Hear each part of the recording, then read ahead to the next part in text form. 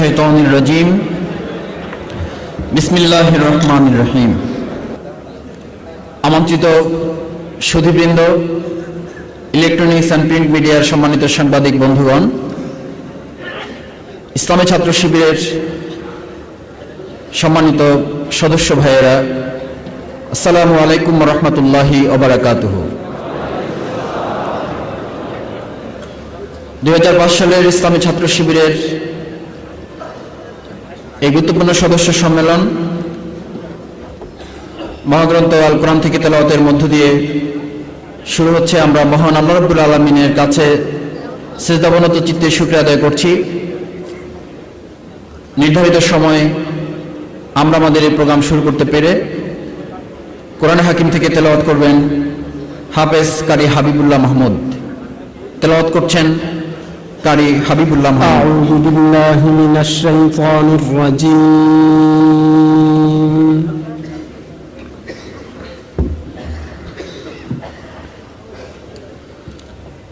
বিসমিল্লাহির রহমানির রহিম।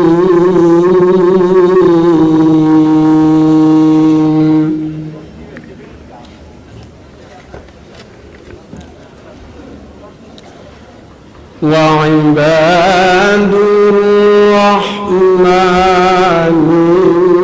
الذين يمشون على الأرض هونا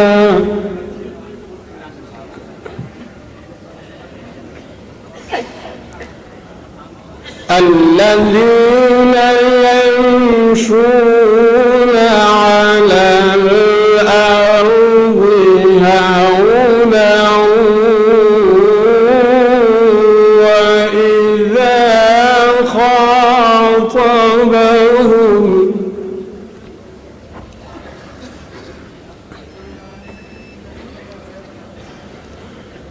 وإذا خاطبهم الجاهلون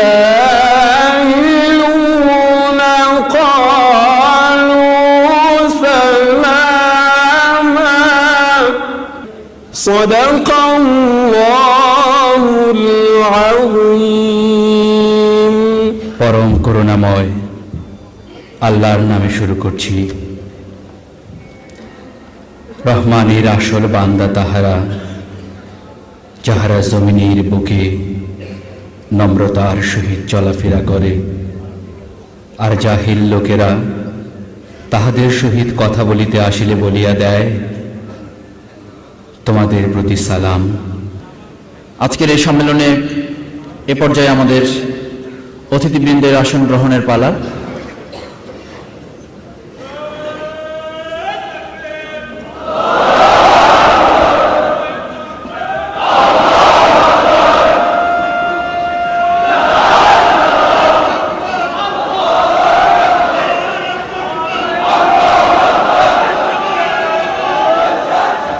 ওই চাঁদের আলো আজ লাগে না ভালো, ওই চাঁদের আলো আজ লাগে না ভালো, কেন জানি না তুমি ছাড়া এই সুন্দর পৃথিবী মানি না খোদা, তুমি ছাড়া এই সুন্দর পৃথিবী মানি না। পৃথিবীর এত রূপ রঙ্গ সেও তো হয়ে যাবে ভঙ্গ, পৃথিবীর এত রূপ রঙ্গ সেও তো হয়ে যাবে ভঙ্গ, তারি রূপে আর তারি মোহে, তারি রূপে আর তারি মোহে, তাই তো আজ আর কাঁদি না তুমি ছাড়া এই সুন্দর পৃথিবী মানি না। ওই চাঁদের আলো আজ লাগে না ভালো, ওই চাঁদের আলো আজ লাগে না ভালো কেন জানি না, তুমি ছাড়া এই সুন্দর পৃথিবী মানি না। নদীর কলতান, পাখির কুহু গান, চিরদিন সে নাহি রবে। সাগরের জীবন মুছে দেবে মরণ, এ জীবনে কি হবে? তোমার করুণা ছাড়া জীবন আমার দিশেহারা। তোমার করুণা ছাড়া জীবন আমার দিশেহারা। তোমার রহমান, তোমার করম ছাড়া, তোমার রহমান, তোমার করম ছাড়া, তাই তো আজ আর ভাবি না, তুমি ছাড়া এই সুন্দর পৃথিবী মানি না। খোদা তুমি ছাড়া এই সুন্দর পৃথিবী মানি না। ওই চাঁদের আলো আজ লাগে না ভালো, ওই চাঁদের আলো আজ লাগে না ভালো কেন জানি না, তুমি ছাড়া এই সুন্দর পৃথিবী মানি না। আমি আমাদের শ্রদ্ধেয় পিতাকে আমাদের সামনে আজকের প্রোগ্রামের উদ্বোধনী বক্তব্য রাখার জন্য বিনীত অনুরোধ করছি। বক্তব্য রাখছেন শহীদ রেজবুল হক প্লাবনের সম্মানিত পিতা জনাব আজাদুল হক সরকার।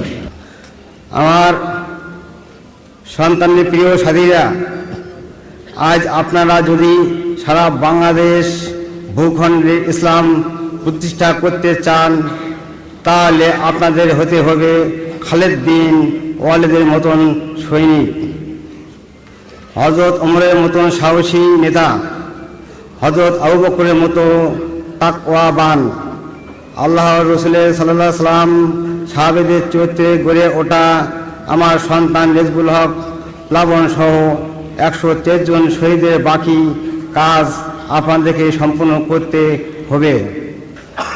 আমার প্লাবন এসএসসিতে A+ পেয়েছে। আমার আশা ছিল সে বড় কিছু হবে, দেশ ও জাতির খেদমত করবে, তা তো বাতিলেরা করতে দেয় নাই।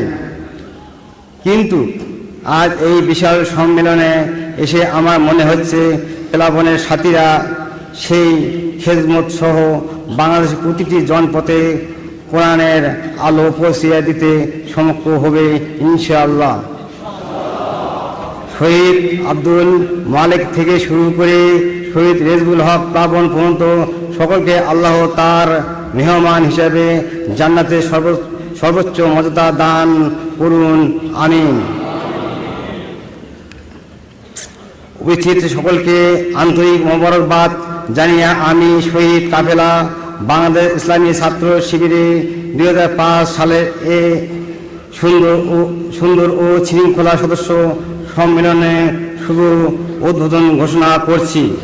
নহে সমাপ্ত কর্ম মোদের, অবসর কোথা বিশ্রামে, উজ্জ্বল হয়ে ফোটেনি আজো সুবিমল জ্যোতি তাওহীদের। নহে সমাপ্ত কর্ম মোদের, অবসর কোথা বিশ্রামে, উজ্জ্বল হয়ে ফোটেনি আজো সুবিমল জ্যোতি তাওহীদের। নহে সমাপ্ত কর্ম মোদের।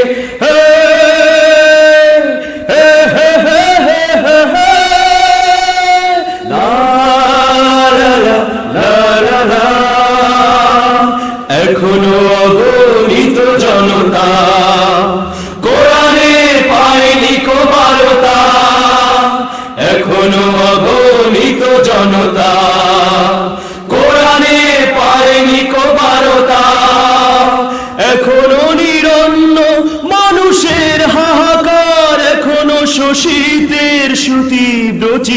চিৎকার, এখনো নিরন্ন মানুষের হাহাকার, এখনো শোষিতে সুতীব্র চিৎকার। ও তাই ভাঙতে হবে, ভাঙতে হবে মিথ্যার ভিতে সমাজের, নহে সমাপ্ত কর্মমোদের। অবসর কথা বিশ্রামে উজ্জ্বল হয়ে ওঠেনি আজো সুবিমল জ্যোতি তাওহীদের, নহে সমাপ্ত কর্মমোদের।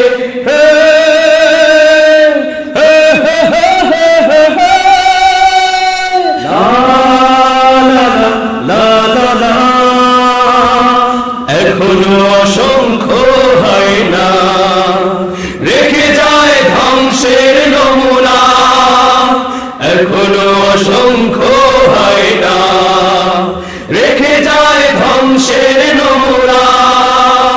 এখনো সমতা আসেনি সমাজে, এখনো দুঃখের বিন ঘরে ঘরে বাজে, এখনো সমতা আসেনি সমাজে, এখনো দুঃখের বিন ঘরে ঘরে বাজে।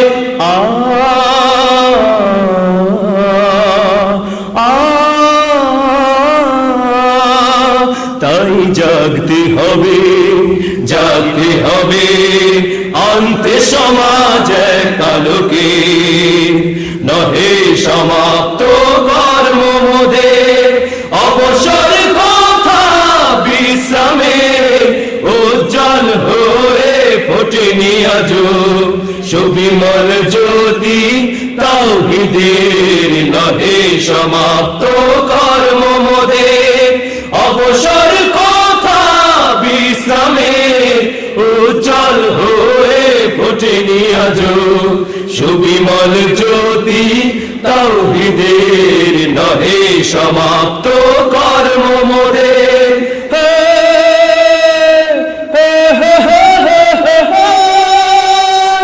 লা লা লা লা লা লা,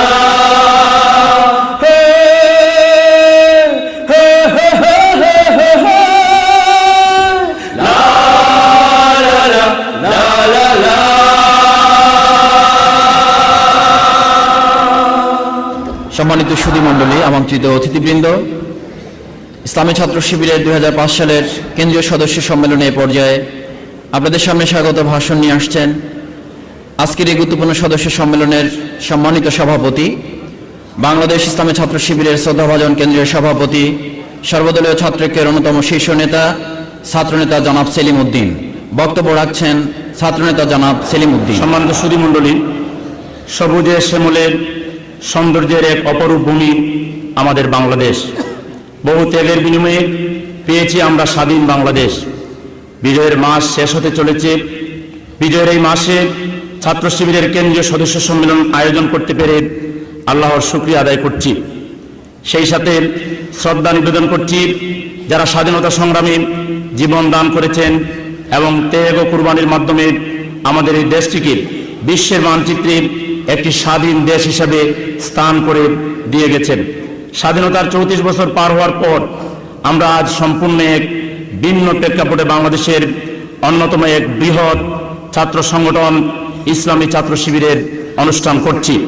সাম্প্রতিক বোমাবাজি ও সন্ত্রাসের কারণে গোটা জাতির সকল রাজনৈতিক দল, বুদ্ধিজীবী, পেশাজীবী, কৃষক, শ্রমিক, ছাত্র জনতা সবাই ইসলামের নাম ব্যবহার করে বোমা হামলাকারী অপশক্তির বিরুদ্ধে সোচ্চার নিন্দা ও প্রতিবাদ মুখর।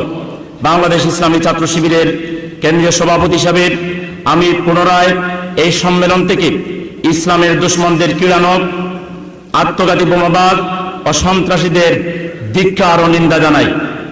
সম্মানিত সুধী মণ্ডলী, দলবাজি ও লেজুর ভিত্তির এবং ব্যক্তিপূজার ছাত্র রাজনীতি দেশ এবং ছাত্র সমাজের জন্য কোনো কল্যাণ বয়ে আনেনি। 40, 47, 48, 52, 69, 71 ছাত্র সমাজের ভূমিকা নিঃসন্দেহে গৌরবময়। কিন্তু দেশ স্বাধীন হওয়ার পর ছাত্র আন্দোলনের গুণগত পরিবর্তন হওয়াই জাতির প্রত্যাশা ছিল। এই বিবেচনা থেকে ছাত্রদের মানস ও চরিত্র গঠন, প্রতিভা বিকাশ, দেশ গড়ার কাজে অধিকতর যোগ্যতা ও দক্ষতার অধিকারী হওয়া ইত্যাদি সামনে রেখে একটি গঠনমূলক আদর্শিক সংগঠন হিসেবে ইসলামী ছাত্র শিবিরের যাত্রা শুরু হয়। স্বাধীন বাংলাদেশের জনগণের জাতীয় আদর্শ ইসলামের সুমহান বাণী ছাত্র সমাজের কাছে তুলে ধরার ফলে শিক্ষাঙ্গনে গঠনমূলক ছাত্র আন্দোলনের এক নতুন ধারা সৃষ্টি করতে শিবির সক্ষম হয়েছে। অনেক বাধা বিপত্তি ও মিথ্যা প্রচারণার জাল ছিন্ন করে ইসলামী ছাত্র শিবিরকে এগিয়ে যেতে হচ্ছে। সম্মানিত দেশপ্রেমিক জনতা, ইসলামী ছাত্র শিবিরকে জঙ্গিবাদের সাথে সম্পৃক্ত করে যারা মিথ্যাচার চালাচ্ছে তারা হয় জ্ঞান পাপী আর না হয় বন্ড। কারণ ইসলামী ছাত্র শিবির যে ধরনের রাজনীতি চর্চা করে কোরআন এবং হাদিস ভিত্তিক, ইসলামী ছাত্র শিবিরের এই দ্বারায় জঙ্গি হওয়ার কোনো সুযোগ নেই। শিবির কর্মীদের নিরলস প্রচেষ্টা, উন্নত নৈতিক চরিত্র দেশবাসীর নিকট ছাত্র শিবিরের গ্রহণযোগ্যতা বৃদ্ধি করেছে। বাংলাদেশের শান্তিকামী জনতা ইসলামী ছাত্র শিবিরের প্রতি ভালোবাসা ও সহযোগিতার হাত বাড়িয়ে দেওয়ার ফলে শিবির আজ আমাদের জাতির আশা আকাঙ্ক্ষার প্রতীকে পরিণত হয়েছে। জাতির এই প্রত্যাশা পূরণে ইসলামী ছাত্র শিবির অঙ্গীকারাবদ্ধ এবং ইসলামী ছাত্র শিবিরের সদস্য সাথী কর্মী ভাইয়েরা সর্বাত্মক প্রচেষ্টা চালিয়ে যাবে একটি সুন্দর ও সমৃদ্ধ বাংলাদেশ গড়ার জন্য। আমাদের মহানবী, বিশ্বনবী ও মানবতার মুক্তির দিশারি মুহাম্মদুর রাসূলুল্লাহ সাল্লাল্লাহু আলাইহি ওয়াসাল্লাম আমাদের শিক্ষা দিয়ে গেছেন জন্মভূমি ও মাতৃভাষাকে ভালোবাসা নবীজির সুন্নাত। তাই দেশ গড়ার সংগ্রামে ইসলামী ছাত্র শিবিরের সমস্ত সদস্য সাথী কর্মী ভাইয়েরা অগ্রসৈনিক ও অতন্দ্র প্রহরী। আমরা বিশ্বাস করি জ্ঞান বিজ্ঞান প্রযুক্তি চর্চায় শ্রেষ্ঠত্ব অর্জন করতে না পারলে আজকের বিশ্বের প্রতিযোগিতায় টিকে থাকা কিংবা একবিংশ শতাব্দীর চ্যালেঞ্জ মোকাবেলা সম্ভব নয়। দেশবাসীর শুভেচ্ছা ও আপনাদের দোয়া ইসলামী ছাত্র শিবির তার লক্ষ্য অর্জনে সাহসিকতার সাথে এগিয়ে যাচ্ছে। আমরা গভীরভাবে উপলব্ধি করি আমাদের এই প্রিয় দেশটিতে সব কিছুই আছে, প্রাকৃতিক সম্পদ, উর্বর জমি, পরিশ্রমী কর্মী ও জনশক্তি এবং আমাদের তারুণ্যের মেধা। এসব সঠিকভাবে কাজে লাগাতে প্রয়োজন ভালো মানুষ, উন্নত নৈতিক চরিত্রবান সোনার মানুষ। ইসলামী ছাত্র শিবির মহানবী সাল্লাল্লাহু আলাইহি ওয়াসাল্লামের পদাঙ্ক অনুসরণ করে জাতিকে সেই ধরনের গুণাবলী সম্পন্ন একদল সোনার মানুষ, ভালো মানুষ উপহার দিতে বদ্ধপরিকর। সচেতন দেশবাসী, আমি অত্যন্ত দৃঢ়তার সাথে আজকের ঐতিহাসিক সম্মেলন থেকে ঘোষণা করতে চাই, আজকের বিশ্বের যুদ্ধ, সংঘাত, রক্তপাত, সন্ত্রাস, দুর্নীতি, জুলুম, অত্যাচার, মানবাধিকার লঙ্ঘন, ক্ষুধা, দারিদ্র্য ইত্যাদি সমস্যার হাত থেকে মানবতার মুক্তির একমাত্র পথ ইসলাম। অন্য কোনো পথে মানবতার মুক্তি সম্ভব নয় বলে আমরা গোটা বিশ্ববাসীকে আহ্বান জানাই, আসুন বিশ্বজগতের মহান সৃষ্টিকর্তা আল্লাহ প্রদত্ত বিধানের দিকে ফিরে আসুন। সুপ্রিয় সুধী, বাংলাদেশকে নিয়ে আমরা আশাবাদী। নিকশ কালিমা ভরা আকাশে আমরা দেখতে পাই মুক্তির ধ্রুবতারা। আমরা আমাদের সকল অযোগ্যতার কথা জেনেও সমস্ত আন্তরিকতা দিয়ে চেষ্টা করছি একটি নতুন প্রজন্ম তৈরি করতে, যারা হবে সাচ্চা ইমানদার, যোগ্যতা ও চরিত্রের সোনার মানুষ, সাহসী ও প্রতিবাদী দেশপ্রেমিক। আপনারা নিশ্চয়ই এ ধরনের এক কাফেলার স্বপ্ন দেখেন। আমাদের কাফেলার ব্যাপারে নিজে জানুন, সরাসরি জানুন। আমাদের ভালো দেখলে অন্যদেরকে বলুন, খারাপ কিছু চোখে পড়লে বড় ভাই ও অভিভাবক হিসেবে আমাদেরকে বলুন, সংশোধনের সুযোগ দিন। আমরা আপনাদের আন্তরিক দোয়া ও ভালোবাসা চাই। আল্লাহ হাফেজ। বাংলাদেশ জিন্দাবাদ। বাংলাদেশ ইসলামী ছাত্র শিবির জিন্দাবাদ। আসসালামু আলাইকুম ওয়া রাহমাতুল্লাহি ওয়া বারাকাতুহু।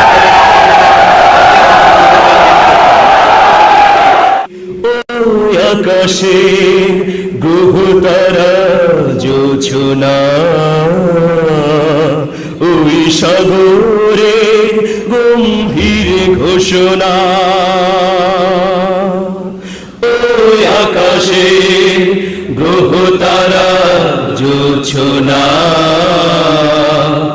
ওই সাগরে গম্ভীর ঘোষণা, মরুভূমি ওই ধুধু তোমার ইশারা শুধু, নদী যায় সাগরে বয়ে, নদী যায় সাগরে বয়ে, ওই ঝর্ণা ধারা বয়ে যায় পাহাড়কে ধুয়ে ধুয়ে,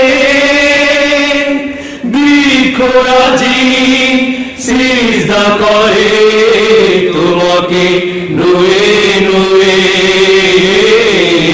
তোমাকে নুয়ে নুয়ে।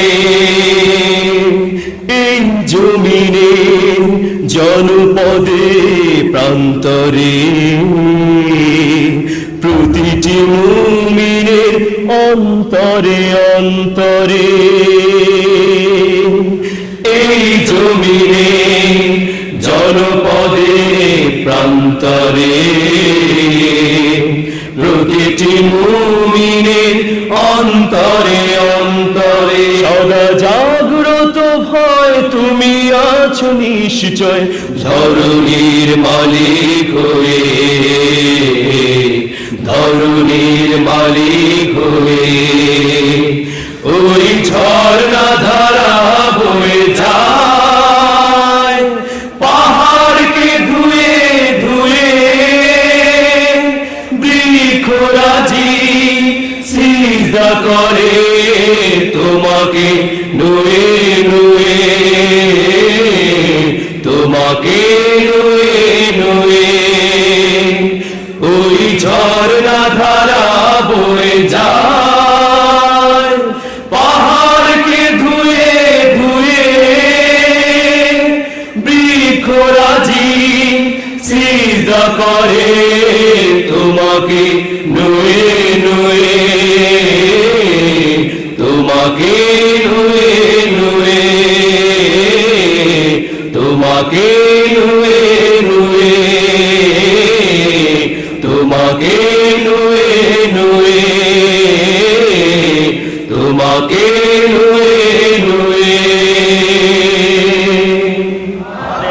আফসোস হয় আজকে বাংলাদেশে ছাত্র সমাজের মাঝে বিশ্ববিদ্যালয় ক্যাম্পাসে যখন সাধারণ অন্যান্য অনেক ছাত্রই যখন অশ্লীলতায় নিমজ্জিত, সাধারণ ছাত্ররা অনেক ছাত্রই যখন নিজেদেরকে পথহারা করে অন্য পথে পরিচালিত হচ্ছে, ইসলামী ছাত্র শিবির বিশ্ববিদ্যালয়ের হলগুলিতে তখন কোরআনের তাফসির অধ্যয়ন করছে, হাদিস অধ্যয়ন করছে, ইসলামী সাহিত্য অধ্যয়ন করে চরিত্র গঠন করার চেষ্টা করছে ছাত্র সমাজের মধ্যে।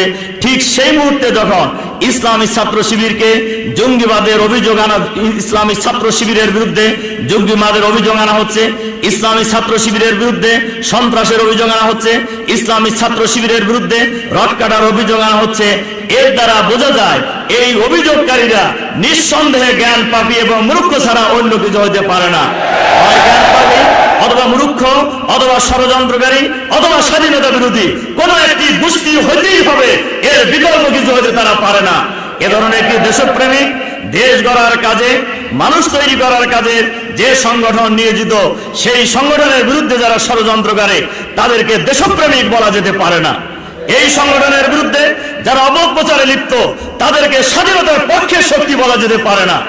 সম্মানিত সুধীমণ্ডলী, আমি এই অপপ্রচারের বিরুদ্ধে একটি ঘটনা বলেই আমার বক্তব্য শেষ করতে চাই। কিছুদিন পূর্বে আপনারা পত্রিকায় দেখেছেন, মিডিয়ায় দেখেছেন, বাইতুল মোকাররম থেকে 2 জঙ্গি শিবির নেতা গ্রেপ্তার, থানায় নিয়ে ছেড়ে দেওয়া, এবং 4-5 দিন এই নিউজ চলছে। অথচ আপনারা জানেন গ্রেপ্তারও হয় নাই, ছাড়াও হয় নাই। 2 শিবির কর্মী নামাজ পড়তে গিয়েছে বাইতুল মোকাররমে, একজন নামাজ শেষ করছে, আর একজন একসাথে যেহেতু গিয়েছে আর একজনের জন্য অপেক্ষা করতেছে যে উনি যখন নামাজ শেষ করবে একসাথে শিবিরের অফিসে আসবে। তাকে দাঁড়ানো দেখেই, এদিক ওদিক তাকানো দেখেই র্যাব জিজ্ঞাসা করছে, জিজ্ঞাসা করতেই পারে আসলে, যাকে জিজ্ঞাসা করছে ভাই আপনি কোত্থেকে আসছেন, তিনি যথারীতি জবাব দিয়েছেন যে আমরা শিবির অফিসে আসছি। এই যে জিজ্ঞাসা করছে, ওই সময় ছবি নেওয়া হয়েছে, এবং ওই ছবি নিয়েই ব্যাপকভাবে 4-5 দিন ধরে একটা শ্রেণী মিডিয়ার একটা অংশের প্রচারণা শিরোনাম ছিল এটা, 2 জঙ্গি শিবির নেতা গ্রেপ্তার, থানায় নিয়ে ছেড়ে দেওয়া। অথচ গ্রেপ্তারও হয় নাই, ছেড়ে দেওয়াও হয় নাই। আমি এ কথার দ্বারা এটাই বুঝাতে চাচ্ছি, শিবিরের বিরুদ্ধে, ইসলামের বিরুদ্ধে, ইসলামী আন্দোলনের বিরুদ্ধে এই ধরনের মিথ্যাচার বর্তমানে বাংলাদেশে চালানো হচ্ছে।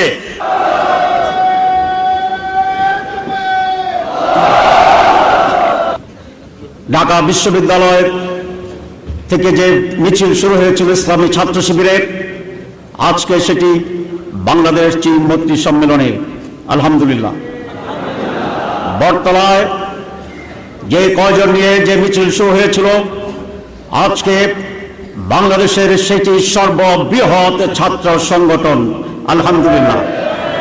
সারা বিশ্বের ইসলামী ছাত্র সংগঠনের মাঝে অন্যতম শ্রেষ্ঠ ছাত্র সংগঠনের নাম ইসলামী ছাত্র শিবির। আলহামদুলিল্লাহ, ইসলামী ছাত্র শিবিরের জন্মের পর যারা সরাসরিভাবে ইসলামী আদর্শবাদের বিরোধিতা করার সাহস করেনি, তারা নানা অপবাদ দিয়ে আমাদেরকে জনগণ থেকে, ছাত্র সমাজ থেকে বিচ্ছিন্ন করতে চেয়েছিল। কিন্তু ইসলামী ছাত্র শিবির বাংলাদেশের সংখ্যাগরিষ্ঠ মানুষের প্রতিনিধিত্ব করে। সেই জন্যই তারা যখন বলেছিল ইসলামী ছাত্র শিবির রক কাটা, ছাত্রগণ তাদের সেই অপবাদকে প্রত্যাখ্যান করেছে। তারা যখন বলেছিল আমরা স্বাধীনতার বিরোধী, ছাত্র সমাজ তাদের সেই কথায় বিশ্বাস আস্থা রাখেনি। তারা যখন বলেছিল আমরা ছাত্রদেরকে ধর্মান্ধ উগ্র করতে চাই, সাধারণ মানুষ সেটাকে ঘৃণা করে প্রত্যাখ্যান করেছে। আজ সেই কারণেই আজ ইসলামী ছাত্র শিবির শুধু হাজার হাজার নয়, লাখো তরুণের ছাত্র সংগঠন। আজ সকল অপবাদকে যখন শিবির তার আদর্শ দিয়ে মোকাবেলা করেছে, তাদের সর্বশেষ অপপ্রচার এবং ষড়যন্ত্র হচ্ছে জঙ্গিবাদ। 28শে ডিসেম্বরের মহাসমাবেশ জঙ্গিবাদের ব্যাপারে জাতীয় ঐক্য এবং রেফারেন্ডামে দিয়েছে। জঙ্গিবাদের সাথে ইসলামের সম্পর্ক নেই, ইসলামী ছাত্র শিবিরের সম্পর্ক নেই। আমাদের সামনে বক্তব্য রাখবেন বাংলাদেশ জাতীয় সংসদের মাননীয় সংসদ সদস্য বরগুনা 2 থেকে নির্বাচিত শ্রদ্ধেয় নুরুল ইসলাম মনি এমপি। আমির জামাতের আগমন, শুভেচ্ছা স্বাগতম। মাননীয় আমির সাহেব এসেছেন, আমরা সবাই তাকে স্বাগত জানাচ্ছি। বিষয়টা হলো ধর্মে বিশ্বাস করে এমন কোন দল 14 দলে নাই, আর গণতন্ত্রে বিশ্বাস করে এমন কোন দল 14 দলের সাথে নাই। এই যে নাই, তারা যুদ্ধ শুরু করেছে কাদের সাথে? যারা ধর্মে বিশ্বাস করে আর গণতন্ত্রে বিশ্বাস করে, সেই 4 দলের সাথে যুদ্ধ শুরু করেছে। যে কারণে সেই যুদ্ধের সর্বশেষ কার্যক্রম হলো এই বোমা হামলা। এই বোমা হামলা কেন? বোমা আসছে সব ভারত থেকে, আপনারা জানেন। সকল বোমার গায়ে লেখা বোমিয়ে ঝাড়খণ্ডের কারখানা থেকে আসছে, এবং এই সমগ্র ট্রেনিংটাও হয়েছে ভারতে। এটা বোধহয় আপনারা জানেন। এই বাংলাদেশে গণতন্ত্রের বিকাশ ঘটুক এইটা চায় না কারা, সেটা আপনারা সবাই জানেন। এই দেশে অর্থনীতির বিকাশ ঘটুক এইটা চায় না, কারণ 7 সিস্টার্স আনন্দ পায়, উৎসাহ পেতে পারে, প্রেরণা পেতে পারে, ইন্সপিরেশন পেতে পারে। কাজে ইন্সপিরেশন 7 সিস্টার্স পাইলে তারা স্বাধীনতার আন্দোলন করবে, যে কারণে বাংলাদেশে গণতন্ত্র বিকশিত হতে দেওয়া যাবে না। যে কারণেই কিন্তু এই বোমাবাজি। এইখানে অর্থনীতির মুক্তি যদি হয় তাহলে ওরা ইন্সপিরেশন পাবে, যে কারণে এখানে অর্থনীতির মুক্তি হতে দেওয়া যাবে না। কাজে আমাদের সজাগ থাকতে হবে সকলকে, আপনাদের সকলকেই সজাগ থাকতে হবে। 4 দলীয় জোটের বিরুদ্ধে যে ষড়যন্ত্র, সেই ষড়যন্ত্র কিন্তু 4 দলীয় জোটকে ক্ষমতা থেকে সরাবার জন্য নয়, এইখান থেকে গণতন্ত্র ধ্বংস করার জন্য আর এই দেশ থেকে ইসলাম উৎখাত করার জন্য। এই ষড়যন্ত্রের সবাই কাজে আপনাদের সকলে সজাগ থাকবেন, এই প্রত্যাশা ব্যক্ত করে আজকের এই সম্মেলন সফল হোক এবং এই ছাত্র শিবিরের সম্মেলন সফল হোক, এই আশাবাদ ব্যক্ত করে আমার বক্তব্য শেষ করছি। আল্লাহ হাফেজ, বাংলাদেশ জিন্দাবাদ। রাজনৈতিক প্ল্যাটফর্মে নেতৃবৃন্দ রাজনৈতিক বক্তব্য রাখবেন, সেটাই স্বাভাবিক। কিন্তু আজকে শিবির যে প্রেক্ষাপটে দাঁড়িয়ে সম্মেলন করছে, শিবিরকে এবং শিবিরের শুভাকাঙ্ক্ষীদেরকে একটি জিনিস গভীরভাবে উপলব্ধি করতে হবে। সেটা হচ্ছে কিছুক্ষণ আগে আমার শ্রদ্ধেয় বড় ভাই ব্যারিস্টার মইনুল হোসেন সাহেব বলছিলেন যে একটা ভালো শক্তি হয়ে গিয়েছে। আমি বিশ্বাস করি ইসলামী ছাত্র শিবির একটি ভালো শক্তি হয়েছে, কিন্তু এই শক্তির পেছনে আসল শক্তি কি? আসল শক্তি হচ্ছে ইসলাম, ইসলাম, ইসলাম। ইসলামের কারণে বাংলাদেশে ইসলামী ছাত্র শিবির আর ইসলামপন্থীরা একটি শক্তি, এদের শিকড় বাংলাদেশের মাটির গভীরে। সুতরাং ইসলাম হচ্ছে মূল শক্তি, ইসলামের শক্তি আমাদের শক্তি। আর ইসলামকে কেউ নির্মূল করতে পারবে এটা আমি কখনো বিশ্বাস করি না। আর ইসলাম আমাদেরকে রক্ষা করতে হবে আমি এটাও বিশ্বাস করি না। কারণ ইসলাম আল্লাহ তাআলা রক্ষা করবেন, আল্লাহর দ্বীন, বরং ইসলামই আমাদেরকে রক্ষা করতে পারে, আজকে বিশ্বকে রক্ষা করতে পারে, অন্য কোনো কিছু নয়। আমার দ্বিতীয় কথা, কেন্দ্রীয় সভাপতি সেলিম উদ্দিনের স্বাগত বক্তব্য যারা শুনেছেন, তার বক্তব্যের মধ্যে সুস্পষ্টভাবে একটি কথা তিনি বলেছেন যে স্বাধীন দেশের জন্য ছাত্র রাজনীতিতে গুণগত পরিবর্তন দরকার। আমরা তো বিশ্বাস করি ইসলামী ছাত্র শিবিরের কেন্দ্রীয় সদস্য সম্মেলন অথবা ইসলামী ছাত্র শিবিরের কোন প্ল্যাটফর্ম তথাকথিত সস্তা রাজনৈতিক প্ল্যাটফর্ম নয়। Islam will emerge with the same tremendous speed as it emerged 1400 years before. এটি ইতিহাসের দাবি, আল্লাহ রাসূলের ভবিষ্যৎবাণী। খেলাফত আলামিন হাজির নবুয়ত। আমরা দোয়া করছি ইসলামী ছাত্র শিবির আগামী ইসলামী বিজয় সভ্যতার সামনের কাতারে শহীদকে ভূমিকা পালন করবে ইনশাআল্লাহ। প্রিয় ভাইরা, সময় কম, আমরা অতিথিদের বক্তব্য শুনব। ধর্মহীন পাশ্চাত্য সভ্যতার আর দুনিয়াকে নেতৃত্ব দেওয়ার কোন নৈতিক অধিকার নেই। বিগত 100 বছর তার মানুষকে নির্যাতন করেছে, দুটি বিশ্বযুদ্ধ উপহার দিয়েছে, ভিয়েতনামে বিনা কারণে 50 লক্ষ মানুষ হত্যা করেছে, বসনিয়াতে মানুষ হত্যা করেছে, পাশ্চাত্য সভ্যতার সংসারকে ভেঙে দিয়েছে, জারজ সন্তানের সংখ্যা বাড়িয়ে দিয়েছে এবং এইডসের মতো মহামারী প্রভাব দিয়েছে। এই সভ্যতার বিদায়, এই সভ্যতার দুনিয়ার মানচিত্র থেকে বিদায় একটি সময়ের ব্যাপার মাত্র। আমি শিবিরের ভাইদেরকে স্মরণ করে দিতে চাই, স্লোগান দিয়ে, তাবিজ দিয়ে, দোয়াজ দিয়ে, দোয়া করে এবং তাবিজ দিয়ে সভ্যতার পরাজয় হয় না। একটি উদীয়মান সভ্যতাকে, এই পরাজিত সভ্যতার প্রতিটি ক্ষেত্রে, প্রতিটি অঙ্গনে পরাজিত করতে হবে, যেমনটি আল্লাহ রাসূল করেছিলেন তায়েফে, যেমন করেছিলেন বদর এবং উহুদে। আমি তোমাদেরকে এই সভ্যতাকে সমস্ত দিক থেকে গ্রহণ করবার জন্য, নতুন সভ্যতার বিজয়ী সৈনিক হওয়ার জন্য প্রস্তুতি নেওয়ার আহ্বান জানাচ্ছি। এই পর্যায়ে আমাদের সামনে একটি মায়ের গান নিয়ে আসছে প্রিয় শিল্পী আমিরুল মুমিনিন মানিক। 10 মাস 10 দিন গর্ভে ধরিয়া করেছেন আমাদের ঋণী, গায়ের চামড়া কাটিয়া দিলেও, গায়ের চামড়া কাটিয়া দিলেও সেই ঋণ শোধ হবে না জানি মা, সেই ঋণ শোধ হবে না জানি। কতদিন দেখি না মায়ের ওই চাঁদ মুখ, কষ্টের হৃদয় পুড়ে, কতদিন দেখি না মায়ের ওই চাঁদ মুখ, কষ্টের হৃদয় পুড়ে। পিঠাপুলি বানাইয়া পায়েস রান্ধিয়া, পিঠাপুলি বানাইয়া পায়েস রান্ধিয়া মা প্রতীক্ষা করে। হাজারো ব্যস্ততা অবসর পায় কোথা, তাই তো হয় না যাওয়া গায়ের বাড়িতে মাঝে। 10 মাস 10 দিন গর্ভে ধরিয়া করেছেন আমাদের ঋণী,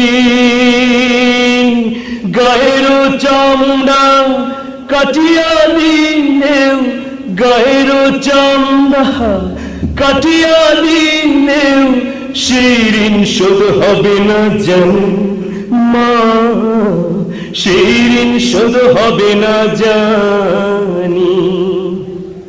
চিঠি লেখে ছোট বোন টেলিফোন করে, অসুখটা যাচ্ছে মায়ের বেড়ে,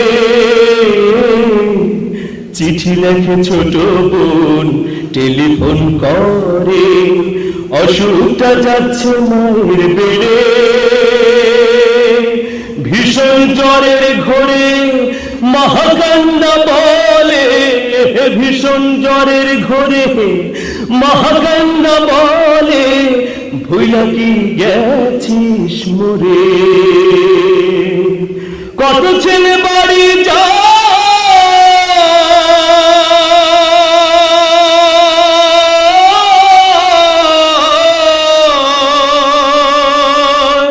কত ছেলে বাড়ি যায়, আমার না কাছে ফুরায়, যাব যাব তবু বাড়ি হয় না যাওয়ারে।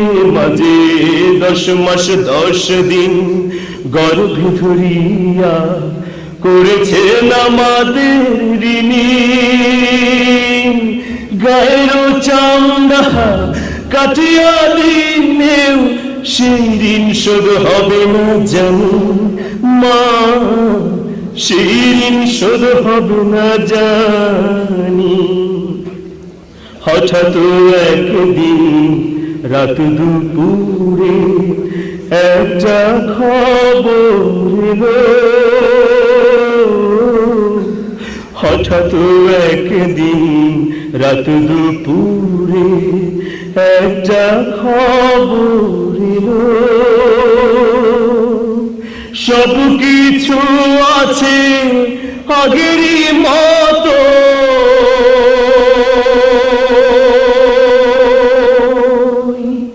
মা হারিয়ে গেল। এখন আর পথ চাইয়া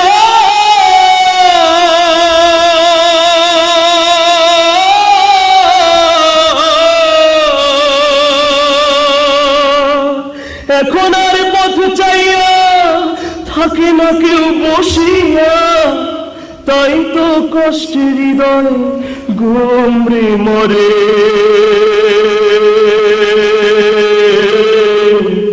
মা গো,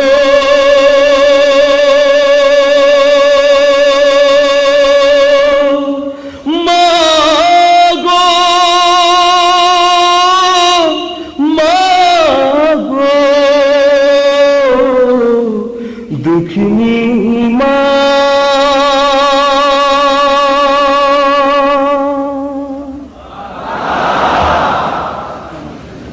আমি একজন মুসলমান যদি হই, আমি সাচ্চা মুসলমান, আমি ইসলামে বিশ্বাস করি, আমি ইসলামের মূলনীতিকে বিশ্বাস করি, আমাকে যদি কি মৌলবাদী বলে তাতে কি আসে যায়? একজন খ্রিস্টান যদি তার ধর্ম পরিপূর্ণভাবে পালন করে, একজন হিন্দু যদি তার ধর্ম পরিপূর্ণভাবে পালন করে, সেও তো মৌলবাদ, সেটা তো মৌলিক, মূল ধর্মই পালন করে সে। আমাদের বেলায় হলো মৌলবাদী, আজকে আসলে জঙ্গিবাদী, এগুলো কিছুই না, এটা শুধুমাত্র ইসলামকে ধ্বংস করার একটা চক্রান্ত মাত্র, এটা অন্য কিছুই না। আজকে কি হলো, বোমাবাজি হচ্ছে। এখন বোমাবাজির কি কারণ? একমাত্র সরকার যদি ক্ষমতা মানে পদত্যাগ করে, কোন সরকার? জোট সরকার পদত্যাগ করলেই বোমাবাজি বন্ধ হয়ে যাবে। তার মানে কারো না কারো পকেটে আরো অনেক বোমা আছে, যতক্ষণ পর্যন্ত পদত্যাগ আমরা না করছি ততক্ষণ বোমা মারতেই থাকবে। কার পকেট থেকে বোমা আসছে আমরা জানি, আমরা বুঝি, ধরার চেষ্টা হচ্ছে। ইসলামের নাম দিয়ে ইসলামকে ধ্বংস করা হচ্ছে। আমি যে দেশের কথা বলেছি, জ্ঞানীগুলি ভাইরা সবাই বুঝেছেন কোন দেশে কে গিয়েছিল, কেন গিয়েছিল, আজকে সেই প্রক্রিয়া চলছে। আজকে ইসলামী ছাত্র শিবিরের ভাইদের বক্তব্য, আমি দুজনের বক্তব্য শুনেছি, দৃঢ় আত্মপ্রত্যয় লক্ষ্য করেছি। আমি ইসলামী ছাত্র শিবির করি না, আমি জামাত ইসলামীও করি না, আমি বিএনপি করি, কিন্তু আমি একজন মুসলমান। যদি কোনো কারণে মুসলমান ধর্মতায় যখন আঘাত আসবে, আমিও সকলের সঙ্গে একাত্ম হয়ে এই মুসলমান ধর্মের বিরুদ্ধে যারা অপপ্রচার এবং ধ্বংস করার চেষ্টা করবে, ওই কথা আমিও করার জন্য আমি খুশি যে ছাত্র শিবিরের নেতৃবৃন্দের সঙ্গে আমার সাথে তারা বহুদিন থেকে আমার সঙ্গে সম্পর্ক রেখে চলেছেন এবং প্রায় মাঝে মাঝে এসে আমাকে বিভিন্ন ম্যাগাজিন বইপত্র দেয়। তো আমি তাদের সঙ্গে পরিচিত হয়ে অভিভূত হয়েছি এবং এই ধারণাই আমার জন্মেছে যে তারা জাতীয়, যে কথা ছাত্র শিবিরের বর্তমান নেতা বলেছেন, যে রাজনীতির ক্ষেত্রে বা সার্বিকভাবে সমাজের ক্ষেত্রে তারা গুণগত একটা পরিবর্তন আনতে চায়। বিশেষ করে যেটার ব্যাপারে আমি গুরুত্ব দেবো সেটা হলো যে আমাদের দেশে রাজনীতিতে যে গুণগত পরিবর্তনের দরকার, এই উপলব্ধিটা আমাদের ইয়াং ছাত্র শিবিরের তরুণদের মনে জাগ্রত হয়েছে। এটাকে আমি অত্যন্ত ভালো লক্ষণ হিসেবে মনে করি। ছাত্ররা রাজনীতি করবে না এটা আমি বলি না, কিন্তু একটা কথা আমি নিজের জীবন থেকে দৃষ্টান্ত হিসেবে তুলে ধরবো। সেটা হলো আমি ছাত্র জীবনের দলীয় রাজনীতি করি নাই। আমি মনে করি ছাত্র জীবনটা, বিশেষ করে কলেজ বিশ্ববিদ্যালয়ের সময়টা একটা প্রস্তুতি নেবার সময়, যেখানে ভবিষ্যৎ নেতা হবার সময়, জ্ঞান অর্জনের সময়। এবং যে কথা এখানে অনেকে বলেছেন যে বর্তমান যুগে এটা হলো জ্ঞানের চ্যালেঞ্জ, জ্ঞান ভিত্তিক সমাজ, জ্ঞান ভিত্তিক অর্থনীতি। অতএব সেখানে আমাদেরকে জ্ঞান অর্জনের যে প্রতিযোগিতা, সেই প্রতিযোগিতায় জয় হবার সময় হলো এই ছাত্র জীবন। এরপরে বাস্তব জীবনে সেই জ্ঞান কাজে লাগাবার প্রশ্ন আসে। তো সেই দিকে তোমাদেরকে লক্ষ্য রাখতে হবে যে এই বর্তমান যুগে শুধু বাংলাদেশের প্রেক্ষিতে নয়, আজকে সারা দেশের, সারা পৃথিবীর প্রেক্ষিতে যে চ্যালেঞ্জের সম্মুখীন, সেই সম্মুখীন হতে হবে জ্ঞান অর্জনের মাধ্যমে। আমরা অত্যন্ত ভাগ্যবান এবং আশীর্বাদ পুষ্ট যে আমাদের প্রিয় মহানবীও বলেছেন যে তোমরা জ্ঞান অর্জনের জন্য চীন পর্যন্ত যাও দরকার হলে। অতএব এরকম একটা ধর্মের আমরা অনুসারী। অতএব সেই হিসাবে একটা বিরাট অনুপ্রেরণা তরুণদের জন্য যে তাদেরকে জ্ঞান অর্জন করতে হবে। ছাত্র শিবিরের পক্ষ থেকে আমাকে কথাও বলা হয়েছে যে তারা কেমিস্ট্রি, ফিজিক্স, এই সমস্ত টেকনোলজির মডার্ন শিক্ষার উপর তারা গুরুত্ব দিয়ে যাচ্ছেন। এগুলোর ব্যাপারে শুনে আমি অত্যন্ত খুশি হয়েছি। আমি এই সম্মেলনের, ছাত্র শিবিরের সম্মেলনের সুন্দর হোক, সফল হোক এবং তোমরা ভবিষ্যৎ জীবনে সত্যিকার অর্থে রাজনীতিতে গুণগত পরিবর্তন এনে যাতে সবাই মিলে আমরা এই দেশকে নিয়ে গর্ব করতে পারি, সেই ব্যবস্থা তোমরা করবে, সেই নেতৃত্ব তোমরা দেবে, এই আশা ব্যক্ত করে আমি বিদায় নিচ্ছি। আমাদের এই প্রিয় দেশ বাংলাদেশ, পৃথিবীতে সব থেকে বেশি সম্মান করি, মর্যাদা দেই কাবা শরীফ এবং মসজিদে নববী সৌদি আরবে থাকার কারণে মক্কা এবং মদিনা সব থেকে শ্রদ্ধার জায়গা, সব থেকে পবিত্র জায়গা। এরপরেই কলিজার সাথে, প্রাণের সাথে, গোশতের সাথে সব থেকে বেশি সম্পৃক্ত মায়ার দেশ বাংলাদেশের এই মাটি এবং এই মানুষ। এই দেশটাকে যারা দরিদ্র বলে, আমি তাদের সাথে সম্পূর্ণভাবে একমত হতে পারি না। বাংলাদেশ বাস্তব অর্থে দরিদ্র নয়, এখানে বহুত সম্পদ আছে। এদেশে রয়েছে বনজ সম্পদ, কৃষি সম্পদ, মৎস্য সম্পদ, রয়েছে গবাদি সম্পদ, রয়েছে কৃষি সম্পদ, রয়েছে প্রাকৃতিক সম্পদ। সব থেকে বড় সম্পদ হচ্ছে মানব সম্পদ। এই মানব সম্পদ, সম্পদ শব্দের বিপরীত শব্দ হলো আপদ, আপদের বিপরীত হলো সম্পদ। মানুষগুলি যদি সম্পদে পরিণত হতে হয় তাহলে ইসলামের সাথে আসতে হবে, তাহলে গোটা মানব গোষ্ঠী সম্পদে পরিণত হবে। 2007 সালের জানুয়ারি মাসেই এই জাতির সামনে পরিষ্কার হয়ে যাবে যে সামনে বাংলাদেশ কিভাবে অগ্রসর হবে। সেজন্য 2006 সাল অত্যন্ত গুরুত্বপূর্ণ। 2006 সাল হচ্ছে ওই 2007 সাল বাংলাদেশের ভাগ্য নির্ধারণের বছরের প্রস্তুতির বছর। আমি আশাবাদ ব্যক্ত করব, আমি আশা করব বাংলাদেশ ইসলামী ছাত্র শিবির ছাত্র সমাজের যোগ্য প্রতিনিধিশীল ছাত্র সংগঠন হিসাবে 2006 সালে যাদের উপর দায়িত্ব আসবে তারা সেই প্রস্তুতির বছরে এমনভাবে প্রস্তুতি গ্রহণ করতে সক্ষম হবে, আমিরে জামাতের দিক নির্দেশনা আলোকে সংগঠনকে পরিচালিত করে বাংলাদেশের লক্ষ লক্ষ ছাত্র সমাজকে সুসংগঠিত করে সত্যিকার অর্থেই আবার বাংলাদেশকে আমরা এই আস্থার ঘোষণা দিতে পারবো যে আমরা পৃথিবীর বুকে স্বাধীন সার্বভৌম দেশ হিসাবে মাথা উঁচু করে দাঁড়ানোর জন্য এসেছি। আমাদের এই দাঁড়ানোর প্রচেষ্টা এবং সংগ্রামের পথে কোন ষড়যন্ত্রই টিকে থাকতে পারবে না, বানচাল হয়ে যাবে। আমি সেই আশাবাদ ব্যক্ত করে ওই সুন্দর ভবিষ্যৎ বাংলাদেশ কামনা করে বক্তব্য শেষ করছি। আল্লাহ হাফেজ। বাংলাদেশ জিন্দাবাদ। আসসালামু আলাইকুম ওয়া রাহমাতুল্লাহ। বাংলাদেশ ইসলামী ছাত্র শিবিরের 2005 সালের কেন্দ্রীয় সদস্য সম্মেলনে এই পর্যায়ে আপনাদের সামনে প্রধান অতিথির বক্তব্য রাখার জন্য বিনীত অনুরোধ করছি। এই ঐতিহাসিক গুরুত্বপূর্ণ সদস্য সম্মেলনের শ্রদ্ধাভাজন প্রধান অতিথি জামাত ইসলামী বাংলাদেশের শ্রদ্ধাভাজন আমির, গণপ্রজাতন্ত্রী বাংলাদেশ সরকারের মাননীয় শিল্পমন্ত্রী জননেতা জনাব মাওলানা মতিউর রহমান নিজামী এমপি। الصلاة والسلام على رسول الله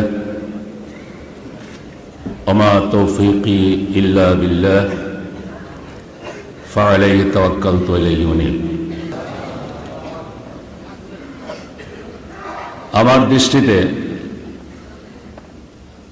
ইসলামী ছাত্র শিবির আমাদের দেশের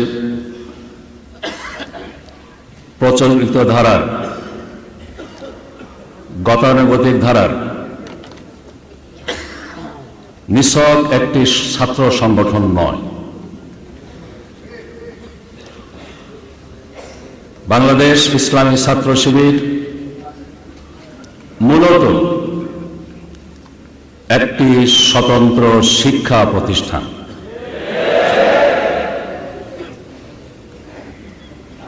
ব্রিটিশ প্রবর্তিত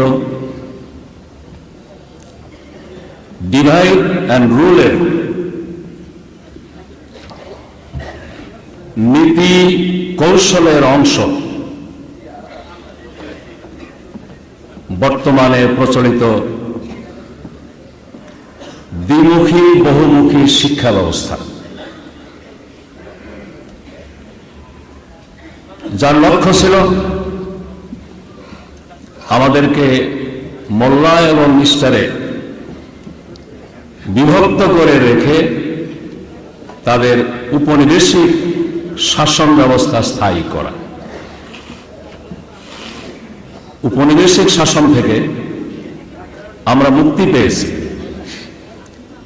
কিন্তু তাদের প্রবর্তিত শিক্ষা ব্যবস্থার সেই কুফল থেকে আমরা এখনো মুক্তি পাইনি। আজকে আধুনিক শিক্ষায় যারা শিক্ষিত হচ্ছে তারা অনেক কিছু শিখলেও কোরআন হাদিস ভিত্তিক ইসলামী জ্ঞান অর্জনের সুযোগ পাচ্ছে না। পক্ষান্তরে দ্বীনি শিক্ষায় শিক্ষিত যারা, আলিয়ে নেসাব হোক আর কওমি নেসাব হোক, তাফাক্কুহ ফিদ্দীন বলতে যা বুঝায় মানুষের জীবন জিন্দেগির সকল দিক ও বিভাগে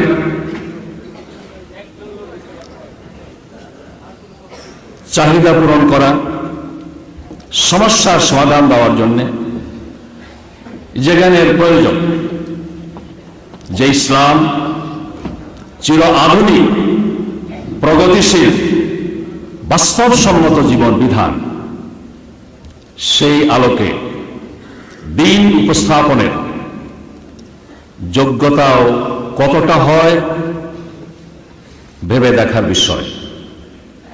সেই সাথে আধুনিক জ্ঞান বিজ্ঞান সমাজ প্রশাসন সম্পর্কেও সেখানে জানার কোনো সুযোগ নেই। ইসলামী ছাত্র শিবির একটি ছাত্র সংগঠন হয়েও এই অভাব পূরণের একটি পবিত্র দায়িত্ব পালন করে যাচ্ছে। স্কুল কলেজ বিশ্ববিদ্যালয়ে অধ্যয়নরত ছাত্রদেরকে কোরআন হাদিসের জ্ঞান অর্জনের একটি সুন্দর পরিবেশ সৃষ্টি করে দিয়েছে ইসলামী ছাত্র শিবির।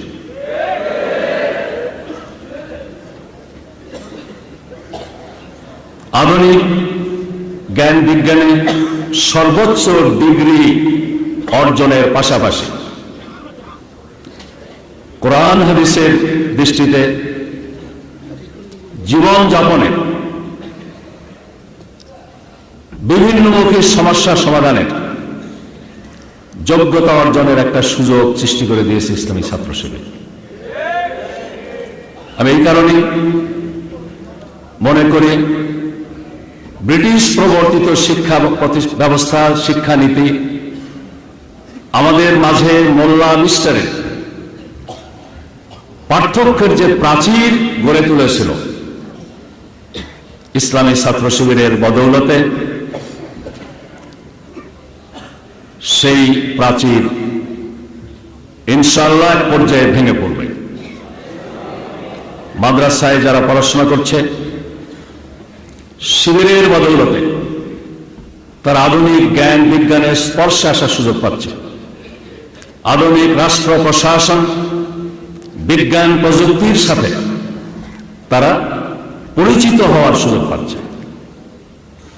এই কারণে সুধীমণ্ডলীর কাছে আমার আবেদন থাকবে, এই ছাত্র শিবিরকে নিছক প্রচলিত ধারার বিভিন্ন রাজনৈতিক সংগঠনের তল্পিবাহক ছাত্র সংগঠন হিসেবে মূল্যায়ন না করে উম্মার একটি বড় চাহিদা পূরণে নিয়োজিত একটি ছাত্র প্রতিষ্ঠান হিসেবে মূল্যায়ন করবেন এবং যারা ইসলামের পুনর্জাগরণ কামনা করেন, মানবতা মনুষ্যত্বের পুনর্জাগরণ কামনা করেন, ভবিষ্যতে সৎ যোগ্য নেতৃত্ব যারা প্রত্যাশা করেন, তারা সকলে দল মতের ঊর্ধ্বে উঠে ইসলামী ছাত্র শিবিরকে সহযোগিতা দেওয়ার জন্য এগিয়ে আসবেন। আমি এই আবেদনটুকু রাখতে চাই আজকের এই সমাবেশের মাধ্যমে। দ্বিতীয়ত, ইসলামী ছাত্র শিবিরের কাছে আমার একটি কামনা, তাদের এই পরিচয়ের প্রতি সুবিচার করতে হবে। স্লোগান দিয়ে রাজপথ কাঁপিয়ে এই পরিচয়ের প্রতি সুবিচার করা যাবে না। বিভিন্ন শিক্ষা প্রতিষ্ঠান নিজেদের নিয়ন্ত্রণে রাখার প্রতিযোগিতায় লিপ্ত হয়ে নিজেদের শিক্ষাগত যোগ্যতা নষ্ট করে, একাডেমিক ক্যারিয়ার নষ্ট করে, একাডেমিক ক্যারিয়ার বিল্ড আপের কাজকে ডিস্টার্ব করে এই পরিচয়ের প্রতি সুবিচার করা যাবে না। উম্মার সবচেয়ে বড় সংকট নেতৃত্বের সংকট। এই নেতৃত্বের সংকট দূর করার জন্যই ইসলামী ছাত্র শিবিরের জন্ম হয়েছে। অতএব ইসলামী ছাত্র শিবিরের কার্যক্রমের মধ্যে প্রাধান্য পেতে হবে তাদের কর্মী সমর্থকদের ক্যারিয়ার বিল্ড আপ করা, তাদের জাগতিক যোগ্যতা দক্ষতার বিকাশের অনুকূল পরিবেশ সৃষ্টি করে দেওয়া, আধুনিক জ্ঞান বিজ্ঞানে প্রযুক্তির ময়দানে তারা যাতে শ্রেষ্ঠত্ব অর্জন করতে পারে, এই ব্যাপারে পারিপার্শ্বিকতার দ্বারা প্রভাবিত হওয়া চলবে না। আজকে দুনিয়াব্যাপী একদিকে যেমন ইসলামী শরিয়া লয়ের বিরুদ্ধে প্রচারণা জোরদার করা হচ্ছে, তেমনি কিন্তু আবার তার পাশাপাশি স্বচ্ছতা, জবাবদিহিতা, সুশাসন ইত্যাদি মুখরোচক স্লোগানের কথাও শোনা যাচ্ছে। আমি জাতি, ধর্ম, বর্ণ নির্বিশেষে, দল মত নির্বিশেষে ওইসব বুদ্ধিজীবী ব্যক্তিদের বিবেকের কাছে একটি আবেদন রাখতে চাই। সত্যি যদি সুশাসন আপনাদের কাম্য হয়, সত্যি যদি প্রশাসনের সর্বত্র স্বচ্ছতা আপনাদের কাম্য হয়, সত্যি যদি আইনের শাসনকে আপনারা কায়েম দেখতে চান, দারিদ্র্য বিমোচন সহ মানবাধিকারের সত্যিকারের প্রতিষ্ঠা দেখতে চান, তাহলে আজকের বিশ্ব পরিস্থিতির আলোকে আমি অত্যন্ত দৃঢ়তার সাথে, পূর্ণ আস্থার সাথে বলতে চাই, ইসলামের কোনো বিকল্প নেই। অতএব ইসলাম সম্পর্কে পূর্ব প্রতিষ্ঠিত ধারণা পরিহার করে ইসলামের সঠিক শিক্ষা, যুক্তিভিত্তিক, বুদ্ধিভিত্তিক আলোচনায় আসুন। তাহলে ইসলাম সম্পর্কে অহেতুক যে ভীতিতে তারা ভুগছেন, এই ভীতি থেকে তারা মুক্তি পাবেন। সুধীমণ্ডলী, আমি একটি কথা বলে ইসলামী ছাত্র শিবিরের কাছে আবারও তাদের সম্পর্কে আমি যে আশাবাদ ব্যক্ত করছি, এটা আমার নয়। আমরা যারা ইসলামকে কায়েম দেখতে চাই, এটা তাদের সকলের অভিব্যক্তি। এটি একটি স্বতন্ত্র শিক্ষা প্রতিষ্ঠান। তাদের এই প্রিয় প্রতিষ্ঠানের এই পরিচয়ের প্রতি তাদেরকে সুবিচার করতে হবে। আর সুধীমণ্ডলীর কাছে এই আবেদনটুকু আমি আবার রাখতে চাই, এটাকে নিছক দলীয় দৃষ্টিকোণ থেকে না দেখে মুসলিম উম্মার এবং বাংলাদেশের ভবিষ্যতের স্বপ্ন বাস্তবায়নের জন্য এটাকে একটা অবলম্বন হিসেবে মনে করে ইসলামী ছাত্র শিবিরকে সার্বিক সহযোগিতা দেওয়ার জন্য এগিয়ে আসতে হবে। আমি এই কথাটুকু বলে সবাইকে ধন্যবাদ জানিয়ে ইসলামী ছাত্র শিবিরের এই সম্মেলনে সার্বিক সাফল্য কামনা করে আমার কথা শেষ করছি। শেষ করার আগে হঠাৎ একটা কথা মনে পড়ে গেল। আমাদের সেক্রেটারি জেনারেল বলেছেন এই সম্মেলনে শিবিরের নির্বাচন হবে, নতুন নেতৃত্ব আসবে। এই প্রসঙ্গে আমি একটা কথা বলতে চাই। এদিক দিয়েও ইসলামী ছাত্র শিবির ব্যতিক্রম ধর্মী প্রতিষ্ঠান। ছাত্র প্রতিষ্ঠানে সাধারণত তাদের মুরব্বী সংগঠন থেকে নেতৃত্ব চাপিয়ে দেওয়া হয়। ইসলামী ছাত্র শিবিরের নিজস্ব গঠনতন্ত্র আছে। গঠনতন্ত্রের আলোকে তাদের নেতা তারা নির্বাচন করে, তাদের কেন্দ্রীয় সভাপতি, কার্যকর পরিষদ তারা নিজেরা নির্বাচন করে। এদিক দিয়েও ইসলামী আন্দোলন একটি ব্যতিক্রম ধর্মী দৃষ্টান্ত স্থাপন করেছে। গণতন্ত্র শুধু সরকার যাওয়া আসার জন্য নয়, গণতন্ত্র নিজেদের ভেতরেও চর্চা একটি সুন্দর ঐতিহ্য ইসলামিক আন্দোলন সৃষ্টি করেছে। ইসলামী ছাত্র শিবিরের যাত্রা শুভ হোক, সার্থক হোক। আমি আবারও অন্তঃস্থল থেকে কামনা করে আমার বক্তব্য শেষ করছি। আল্লাহ হাফেজ। বাংলাদেশ জিন্দাবাদ। ইসলামী ছাত্র শিবির জিন্দাবাদ।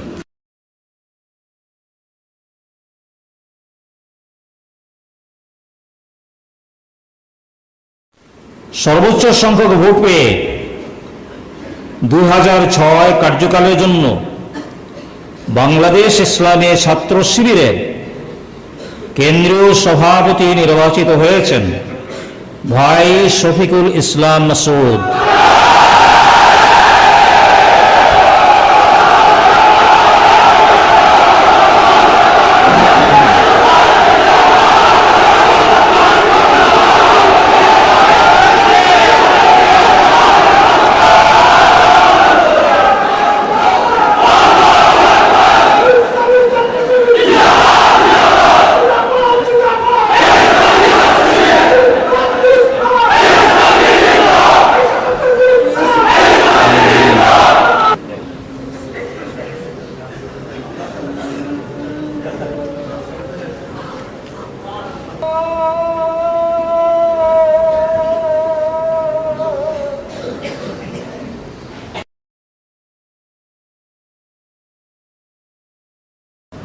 আমি মহান আল্লাহ রাব্বুল আলামিনের উপরে ভরসা করে 2006 সালের ইসলামী ছাত্র শিবিরের সেক্রেটারি জেনারেল হিসেবে যিনি আমাদের মাঝে দায়িত্ব পালন করবেন, তিনি হচ্ছেন আমাদের সকলের একান্ত প্রিয় ভাই মোহাম্মদ জাহিদুর রহমান।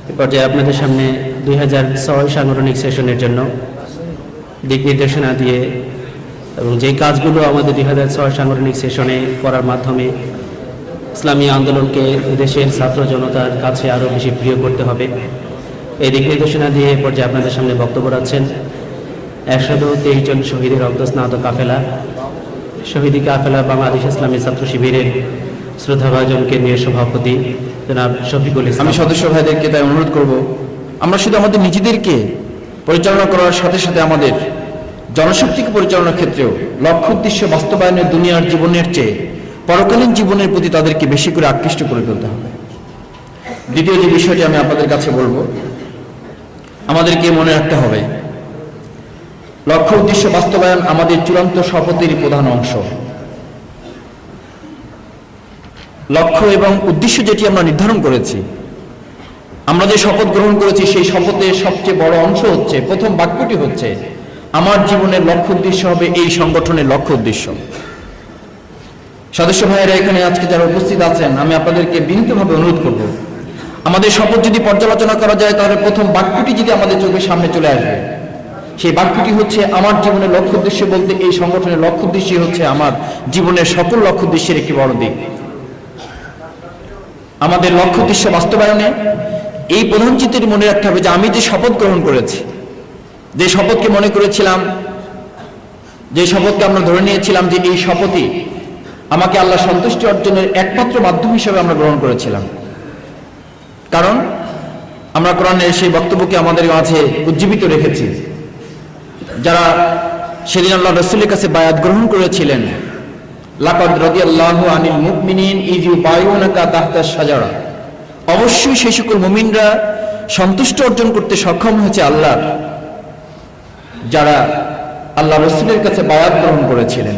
ইয ইউবায়ুনাকা তাহতা শাজারা, লাকাদ রাদিয়াল্লাহ, অবশ্যই তারা আল্লাহ সন্তুষ্টি অর্জন করতে সক্ষম হয়েছে। আমরা যেই শপথের মাধ্যমে আল্লাহ সন্তুষ্টি অর্জন করতে চেয়েছি, সেই শপথের প্রধান বাক্য হচ্ছে আমার জীবনের লক্ষ্য উদ্দেশ্য হবে সংগঠনের লক্ষ্য উদ্দেশ্য। সেই লক্ষ্য উদ্দেশ্য বাস্তবায়নে আপনাকে এই লাকাদ রাদিয়াল্লাহু আনিল মুমিনিন আল্লাহ সন্তুষ্ট অর্জন করার সাথে সাথে বিপরীত আরেকটি মেসেজও কিন্তু শপথের অঙ্গীকারে আবদ্ধ ব্যক্তির জন্য দেওয়া আছে।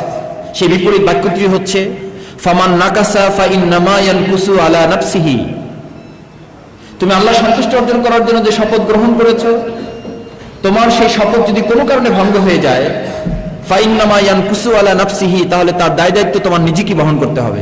কে তোমাকে শপথ গ্রহণ করিয়েছেন, কে তোমাকে উৎসাহিত করেছেন, কে তোমার জন্য পরিবেশ তৈরি করেছেন, সেই আমার জন্য বিবেচনার বিষয় নয়। বিবেচনার বিষয় হচ্ছে আলা নাফসিহি, আমাকেই তো বহন করতে হবে যেহেতু শপথ আমি গ্রহণ করেছি।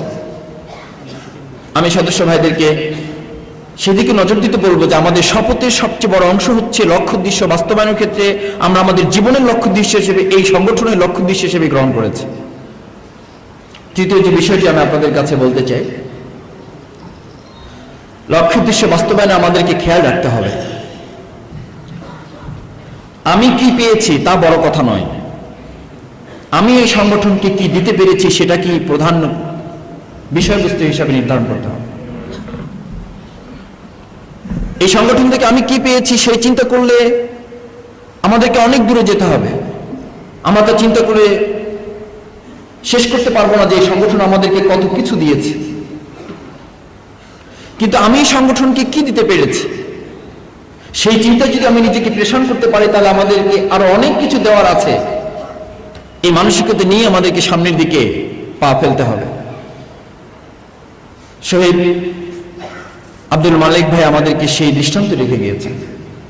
তার সাথে যিনি রাত্রি যাপন করেছেন আমাদের জেলার আমির পটুয়াখালীর, উনার কাছ থেকে একদম কাছে থেকে শুনেছি, এটি কোনো বই পড়ে শিখিনি। উনি বলতেন যে রাত্রি যাপন করার জন্য যে বেডে অবস্থান করতাম, মালিক ভাই সারা দিন কাজ করতো, রাতে কাজ করতো, 1টা 1:30 2টার সময় এসে বিছানায় শুয়ে যেত, আমাদের ঘুম ভেঙে যেত। উনি এসে শোয়া থেকে হঠাৎ করে উঠে বসে যেতেন। আমি জিজ্ঞেস করতাম, মালিক ভাই এত রাতে সারাদিন ক্লান্ত হয়ে এখন এসছেন, এখন না আপনি একেবারে ঘুমিয়ে পড়বেন? আমাদের যেটা হয় সারাদিন ক্লান্ত হয়ে বিছানায় শুয়ে পড়ার সাথে সাথে ঘুম চলে আসে, কিন্তু মালিক ভাই এসে শুয়ে পড়তেন, এপাশ ওপাশ করতেন, হঠাৎ করে উঠে বসে যেতেন। সে বললেন যে আমি মালিক ভাইকে জিজ্ঞেস করতাম যে মালিক ভাই এত রাত হয়েছে, আপনার তো এখন ঘুমিয়ে পড়ার কথা। বলছি কি করব বলেন, আজকে সারাদিনের জন্য কিছু কাজ হাতে নিয়ে বের হয়েছিলাম, যাদের জন্য বের হয়েছে তাদের পিছনে সময় দেওয়ার ক্ষেত্রে আমার কোনো আপত্তি ছিল না, কিন্তু যাদের কাছে মেসেজগুলো নিয়ে যাব তারা ঘুমিয়ে পড়েছে। এখন তাদেরকে যদি জাগিয়ে কাজগুলো করতে যাই তাহলে তাদের প্রতি আমার কষ্ট দেওয়া হবে। আবার আমি এই কষ্টটাও ভুলতে পারতেছি না, এই কষ্টটা দূর করতে পারতেছি না যে কাজগুলো নিয়ে বের হলাম সবগুলো কাজ আমি শেষ করে ঘুমাতে পারলাম না, এই মানসিক যন্ত্রণা আমাকে বারবার শোয়া থেকে উঠিয়ে ফেলতেছে। আমি যদি সবগুলো কাজ শেষ করে এসে শুইতে পারতাম তাহলে আমি ভালোভাবে ঘুমিয়ে পড়তে পারতাম। এই কাফেলার একজন চূড়ান্ত শপথের জনশক্তি হিসাবে আমাদের মনের মধ্যে এই পেরেশানিটি তৈরি করে রাখতে হবে যে আমি এই সংগঠন থেকে কি পেয়েছি তা বড় কথা নয়, বড় কথা হচ্ছে এই সংগঠনকে আমি কি দিতে পেরেছি এবং আমার আরো কি দেওয়ার আছে। আমরা সবাই মিলে সংগঠনকে দিলে সংগঠন সমৃদ্ধ হবে, আর এই সংগঠন থেকে সবাই মিলে নিতে শুরু করলে এই সংগঠন নিঃস্ব হয়ে যেতে পারে। আমাদের কাছে যা আছে আমরা সব যদি উজ্জ্বল করে সংগঠনকে দিতে পারি, এই সংগঠন পুরো পৃথিবীর মানুষকে অনেক কিছু দেওয়ার মতো করে এই সংগঠন দাঁড় করতে পারবে। কিন্তু এই সংগঠন থেকে যদি আমরা নিতে শুরু করি, কম করে যদি নিতে শুরু করি, তাহলে হতে পারে একসময় এই সংগঠন আজকের যে সমৃদ্ধ সংগঠন সেই সমৃদ্ধ সংগঠন নিঃস্বতায় পরিণত হতে পারে।